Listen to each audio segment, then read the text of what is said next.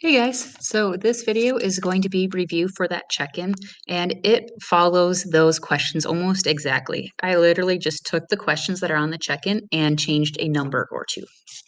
We're going to start with one-step equations. I'm going to go through this one pretty quickly because you guys did pretty well on these one-step equations. So remember, we are just going to be trying to get x by itself, and in order to do that, we're going to perform inverse operations, or just the opposite of what's there. So for example, in this one, we have 6 times x equals 30. The opposite of multiplying by 6 is dividing by 6. So I'm just going to divide by 6 on both sides. If I do that, these two 6's will cancel out.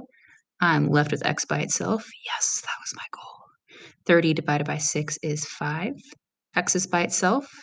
I can't simplify it anymore. That is my answer. Same thing with this one, except different inverse operation. I have x subtract 6 equals negative 9. I need to get x by itself, so I have to get rid of this subtract 6. The opposite of subtracting 6 is adding 6.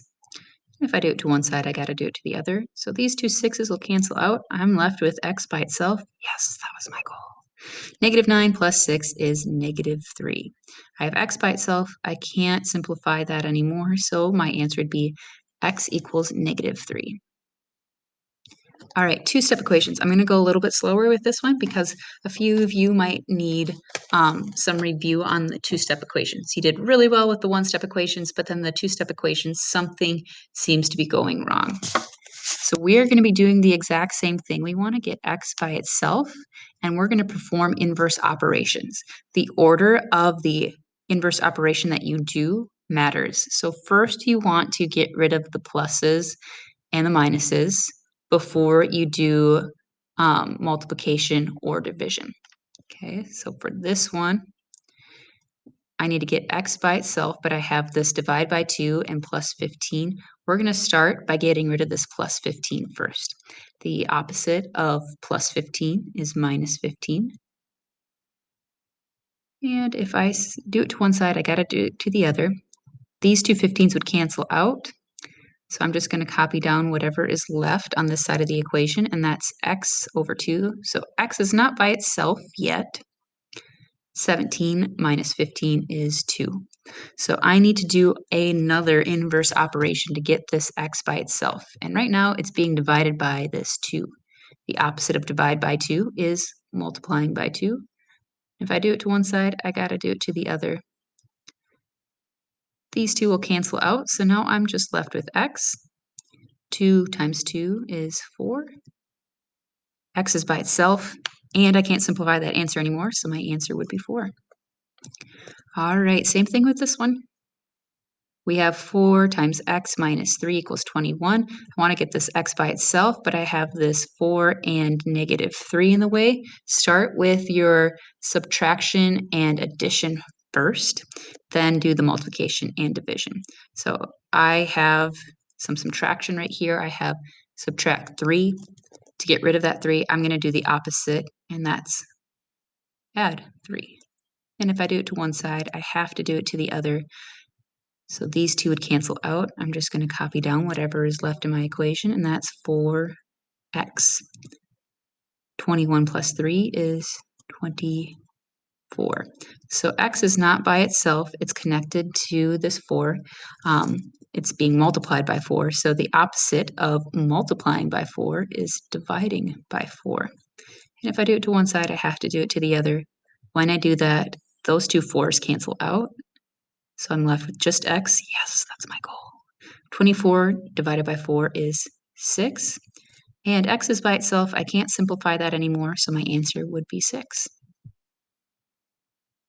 So the important thing to remember for those two-step equations is first, whatever you do to one side, you have to do to the other. And second, make sure you start with canceling out the addition and subtraction before you do multiplication and division. All right, word problems. These ones are tricky, so we're going to spend our time with these ones as well. For this one, I just copied and pasted what was on the quiz and changed the names and then the numbers, okay? So if you're watching this review, you kind of get a heads up on how the formula might look for 5 and 6 on the actual factual check-in. So the first thing I want to do is read through the problem to figure out how I need to set up my equation. And I'm just going to write that right over here. Jacob gets paid $10 per hour at his job. He pays a total of $200 per month for rent. Write an equation that represents how many hours Julian should have to work to have enough money for rent. So we want to make sure that the hours or his pay equals how much he has to pay in rent. Okay. Now we need to find the variable, the coefficient, and see if there's a total or a constant in this one. So starting with the variable, remember you're looking for per, every, that would be a hint that that's the variable.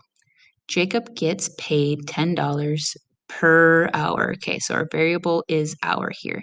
I'm just going to use an H to represent that. This is the thing that Jacob can change. He can work more hours or fewer hours. The coefficient is what's attached to that variable, in this case 10, and this is something he cannot change, right? He can't change how much he's getting paid, but he can change his paycheck by working more or less hours.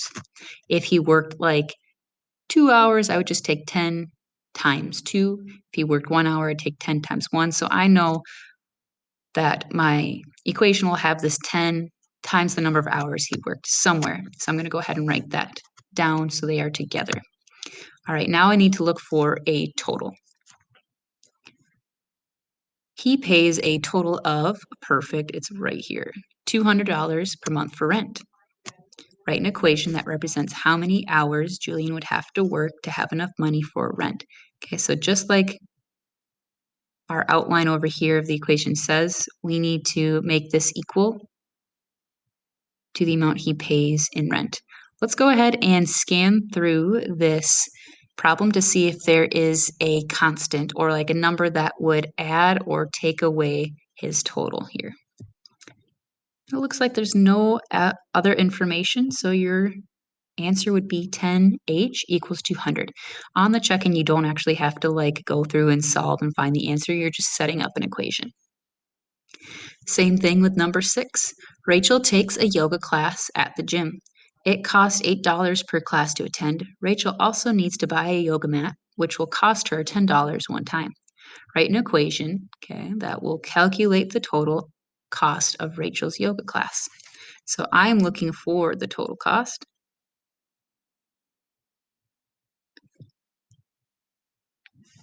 And I don't really know this other information yet. So I'm going to read through, look for the variable coefficient, and see if there's a constant that would add or take away from that total. Okay, so remember the variable is going to have words like per or every. So Rachel takes a yoga class at the gym. It costs $8 per class. Okay, so my variable is class. That's the thing that Rachel can change. She could take 10 classes, 1,000 classes, however many classes she wants, but she can't change the fact that it's $8 to attend a class. All right, so I'm going to go ahead and put C to represent class, the variable, and the coefficient or the thing that's attached to the variable is 8, right? If she took one class, I would take 1 times 8. If she took 100 classes, I would take 8 times 100 to figure out the cost to attend. All right, and we know that's going to be equal to the total cost. Let's go ahead and look through to see if there's a total or a coefficient, or not a coefficient, a constant that would affect the total cost. Rachel also needs to buy a yoga mat, which will cost her $10 one time. So this is not a total, so this is a constant that's going to affect the total cost, right? First, she has to pay to attend the class, then she has to buy a $10 yoga mat. And she only has to do that one time, not every single time she attends the class. She just has to buy it once, and then she can use it for all of the classes she attends. So because that is adding to her cost, right? We have the cost to attend the class plus $10 one time. We're going to go ahead and add that constant, which would be 10. All right, let's see if there's a total mentioned. So there's no total mentioned, so your answer would just be 8C plus 10. And that should be enough information to get you through the check-in. If you have any questions while you're taking the check-in, feel free to come into the Google Meets and I can walk you through those questions. See you later.